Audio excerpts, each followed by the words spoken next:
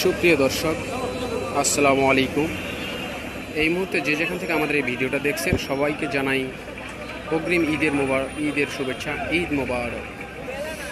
আর দুদিন পরে ঈদ।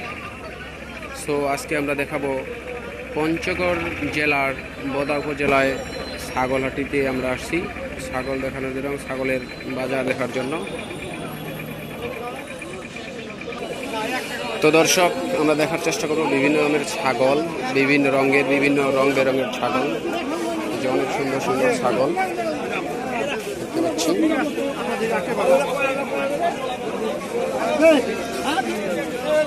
এখানে একটা অনেক বড় সুন্দর সাজানো গোছানো ছাগল।